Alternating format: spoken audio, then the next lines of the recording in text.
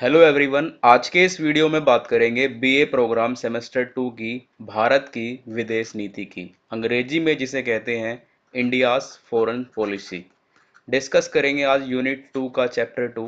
इससे पहले यूनिट 2 का चैप्टर 1 डिस्कस कर चुके हैं हम, और उससे पहले हम यूनिट 1 को कवर कर चुके हैं। तो आज हम डिस्कस करेंगे चैप्टर 2 को, जो हमारा है भारत और चीन।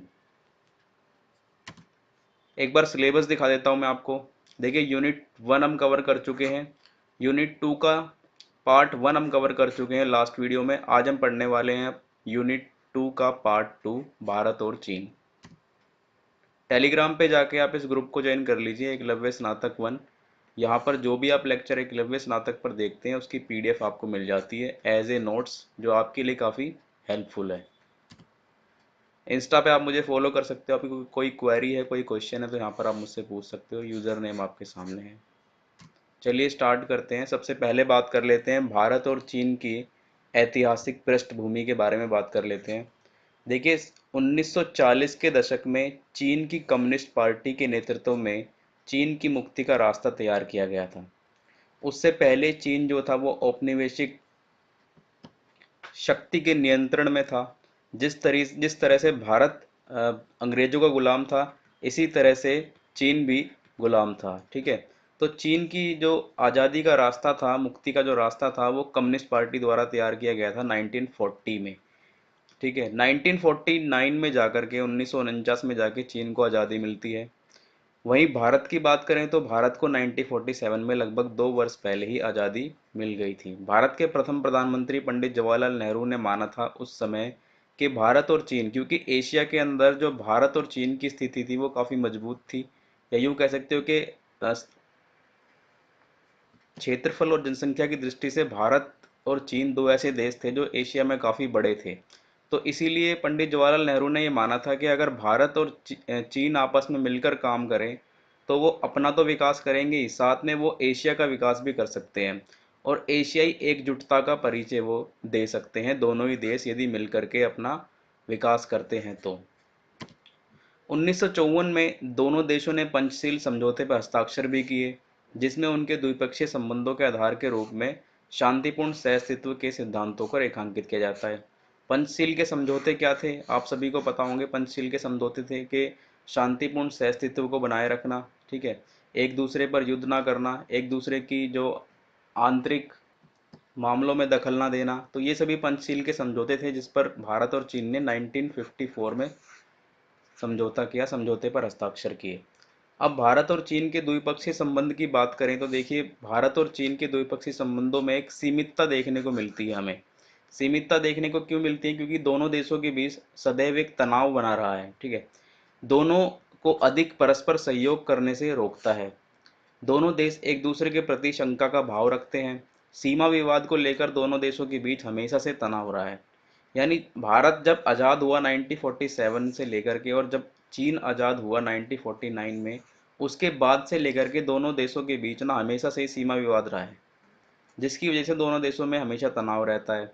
और इसी का कारण है कि आज तक भी जो भारत और चीन है, इनके बीच किसी न किसी रूप में जो है तनाव, हमेशा तनाव का माहौल बना रहता है, खासकर सीमा पर। अगर 1962 में भारत और चीन युद्ध की बात करें तो देखिए, 1954 में चीन ने भारत के अक्साई चीन के माध्यम से जिजियांग को तिब्बत से जोड़ने वाली एक सड़क का निर्माण किया गया। ठीक है।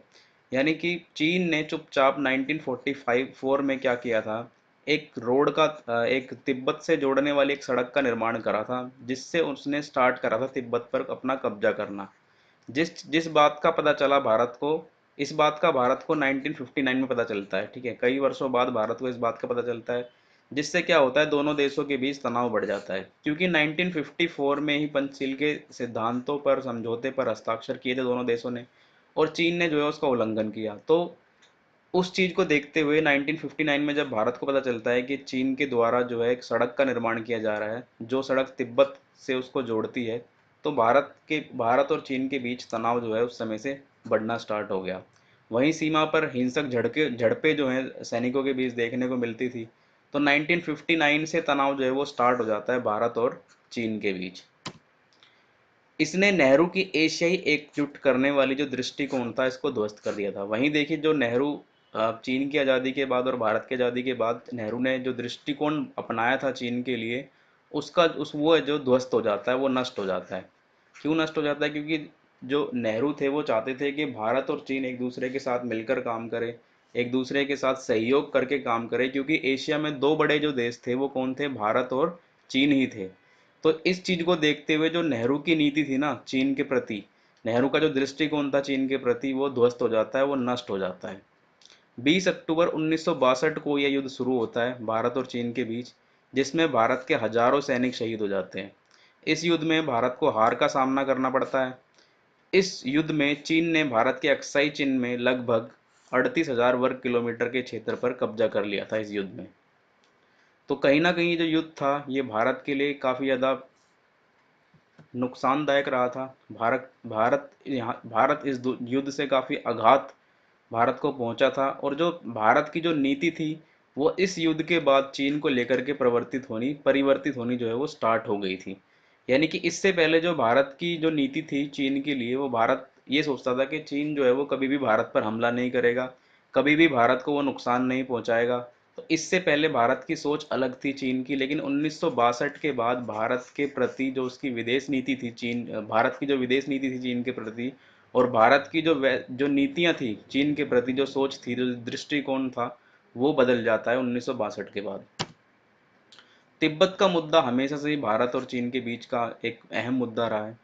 तिब्बत का इतिहास देखें तो तिब्बत का इतिहास काफी उथला पुथला रहा है, ठीक है, अलग थलग सा रहा है। कुछ अधिक जानकारी कह सकते हो आप इसमें देखने को नहीं मिलती है। कभी तो जो तिब्बत था वो स्वतंत्र इलाके के तौर पर देखने को मिलता है, और कभी यहाँ पर पता चलता था कि मंगोलियों और चीन के ताकतवर राजवंशों ने उस पर हुकूमत की थी। ठीक है, हालांकि तिब्बत जो है वो अपने आप को स्वतंत्र मानता था, लेकिन तिब्बत फिर कुछ कुछ इलाकों पर वो स्वतंत्र देखने को मिलता था, लेकिन जो कुछ एरिया था तिब्बत का, वो मंगोलियों और चीन के जो ताकतवर राजवंश थे उन उसके जो अधीन था।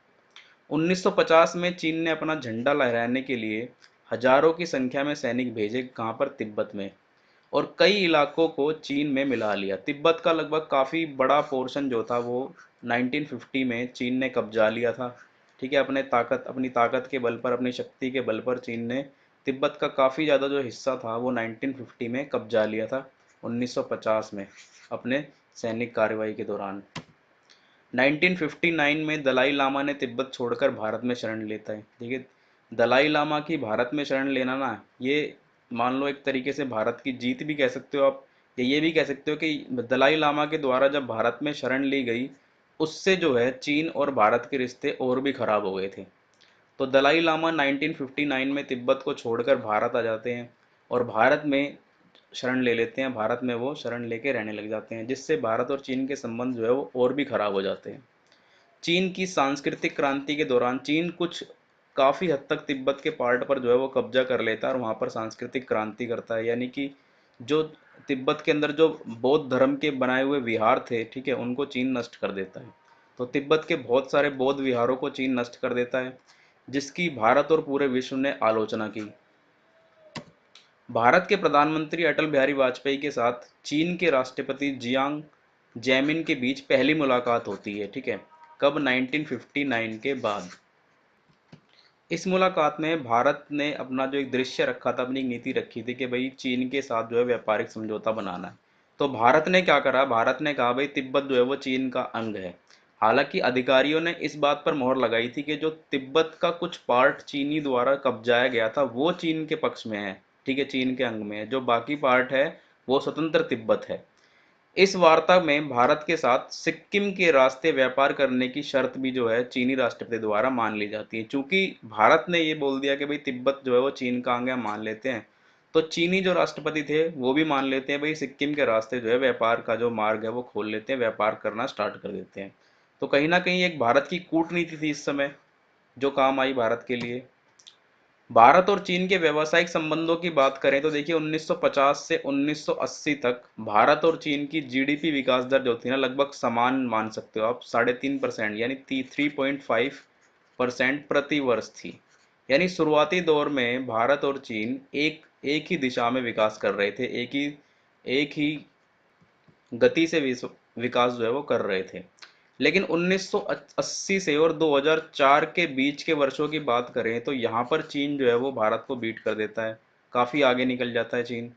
चीन की जीडीपी का विकास दर भारत की तुलना में कहीं ज़्यादा आगे जो है निकल जाता है। कब? 1980 से ले और 2004 के बीच, इन बीच के वर्षों में चीन जो है वो काफ़ी आगे निकल जाता है भारत से।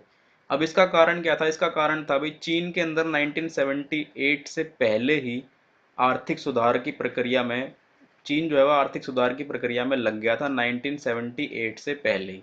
चीन ने उदारीकरण की नीति को अपना लिया था, ग्लोबलाइजेशन की नीति को अपना लिया था, ठीक है। इसके माध्यम से वहाँ पर जो उनका देश का जो आर्थिक विकास था, जो आर्थिक नीतियाँ थी, उसमें सुधार करना जो है स्टार्ट हो गया था, ठीक है। खुले बाजार की प्रतिक्रियाएं, खुले बाजार की नीतियों को अपनाना चीन ने स्टार्ट कर दिया था 1978 से ही। वहीं भारत की बात करें तो भारत ने ये सब कुछ अपनाना शुरू करा था 1990 के दशक के दौरान, यानी 1991 के दौरान जो है ये सब भारत ने करना स्टार्ट किया था। 1991 में भारत ने पहली बार जो है ग्लोबलाइजेशन की नीति को अपनाया था, वैश्वीकरण की नीति को अपनाया था, जिसके बाद जो है भारत में आर्थिक विकास हुआ, भारत की आर्थिक नीतियों में सुधार हुआ, भारत के व्यापार में जो है सुधार हुआ। क्योंकि अंतर्राष्ट्रीय कंपनियां उस समय 1991 में भारत में आई, उससे पहले जो है भारत भारत के अंदर कोई भी अंतर्राष्ट्रीय कंपनी निवेश नहीं कर रही थी, कोई भी अंतर्राष्ट्रीय कंपनी व्यापार नहीं कर रही थी। तो जो है भारत काफ़ी लेट हुआ इस मामले में, इसीलिए जो चीन की जीडीपी थी, जो चीन की जो गति थी आर्थिक विकास की, वो ज़्यादा थी भारत से। सस्ते चीनी निर्यात, देखिए यहाँ भी भारत भारत काफ़ी हद तक जो है ना वो चीन के निर्यात पर निर्भर है, निर्भर था। आज के समय में तो कुछ कम हुआ है निर्भरता भारत की, लेकिन शुरुआत से ही जो भारत रहा है वो सस्ते चीनी निर्यात के प्रभाव से चीनी प्रभावित हुआ है और निर्भर रहा है चीनी निर्यात पर। रुपए की तुलना में युआन जो है वो काफ़ी मजबूत है, इसकी वजह से भी जो भारत के लघु उद्योग है, जो घरेलू निर्माता है, उसको भारी नुकसान उठाने को मिलता है। तो सस्ते चीनी निर्यात और रुपए की तुलना में युआन का मजबूत होना भारतीय लघु उद्योग और घरेलू, ठीक है, घरेलू निर्माताओं, घरेलू विनिर्माताओं आएगा यहाँ पे, विनिर्माताओं को भारी नुकसान पहुंचा है। हालांकि प्रधानमंत्री नरेंद्र मोदी ने जो आत्मनिर्भर भारत अभियान चलाया है, ठीक है, इसके फलस्वरूप कहीं कुछ बदलाव देखने को मिला है। चीन के साथ भारत का व्यापार घाटा जो है वो 2018-19 की बात करें तो 53.57 अरब डॉलर था, जो घटकर 2020-21 में 44.02 अरब डॉलर रह गया। जबकि निर्यात क्षेत्र की बात करें तो यहाँ भारत की तरक्की देखने को मिलती है, ठीक है।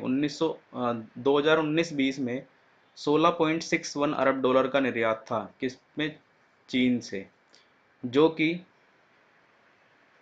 2020-21 में बढ़कर 21.19 अरब डॉलर हुआ, जिससे व्यापार घाटे में कुछ कमी देखने को मिलती है।